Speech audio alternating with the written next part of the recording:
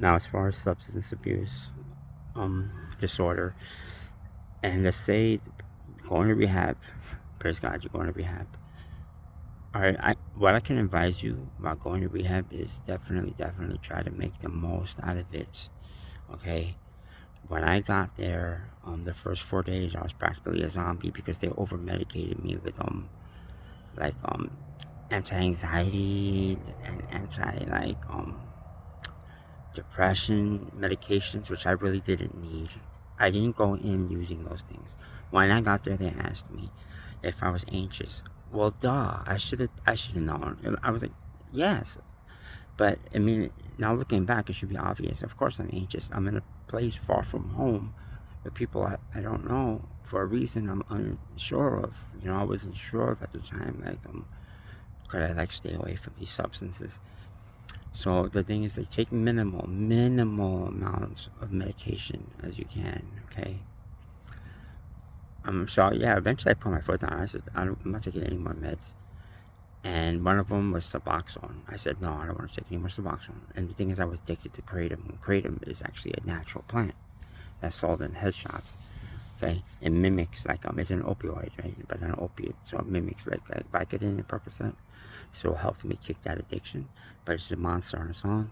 And yes, Kratom is addictive, and it has worse withdrawal symptoms than like opiate pills. So like, man, I didn't sleep for like 5 days after that. After they took the Suboxone, so I eventually I folded. I was like, okay, I'll take the lowest dose of Suboxone you have. So I did, and then I made the most out of the rest of my stay there. And as far as rehab, when you go in, I advise you to share as much as you can. Don't be shy. These people aren't going to judge you. Believe me, we've all been through like different scenarios, and we've all been led to that place through different means. We've all been through like the grimiest, freaking nastiest gutters you could think of. You know what I'm saying?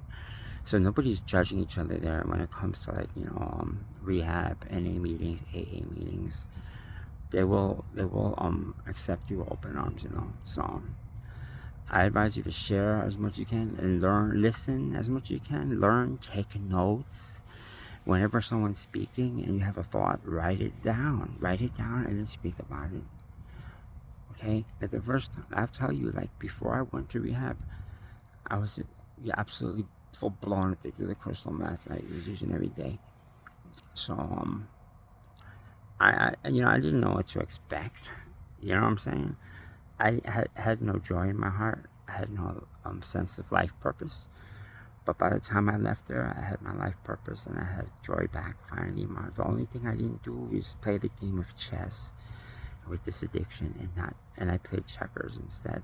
Okay, I went for the straight. Oh, take that. I won't use that drug.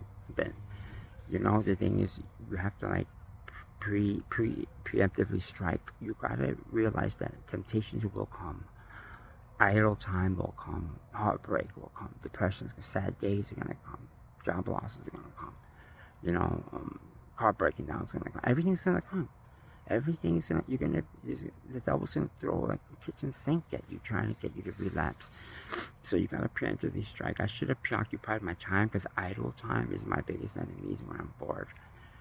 And I like the feeling of getting high, but I kind of like the feeling of making these videos more. And I can't do this because I'm not gonna be a hypocrite if I'm using. Okay, so write your notes down.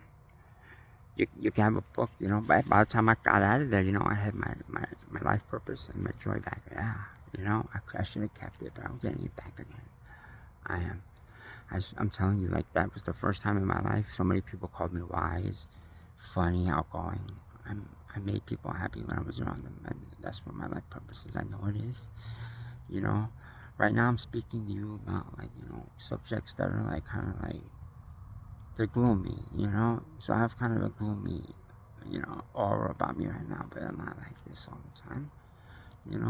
I'm speaking from my heart. And I'm speaking about things that were like not so good, that were painful. And I know other people are going through this pain too. It's terrible. I know it is epidemic, stroke addiction. That's why I'm speaking about it.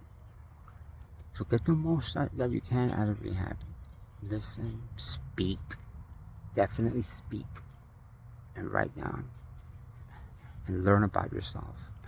Learn who you are in this world, because everything happens for a reason. Why did God let you go through this? Why? You have experience now in these things. You can help others. You can save lives. You can save broken homes. You can save children from being hurt. You know, all kinds of ways. Your words can go so far, you have no idea. You heard that butterfly effect is 100% true. So, y'all, peace and blessings. You know, we're all in this together. Whether it's drug addiction, whether it's like domestic abuse, whether it's narcissistic relationships, whether it's like crime, right? But everyone's a victim of something, you know what I'm saying? No one's on top of the world. And if they are, I'm telling you, they're probably not in a good place spiritually.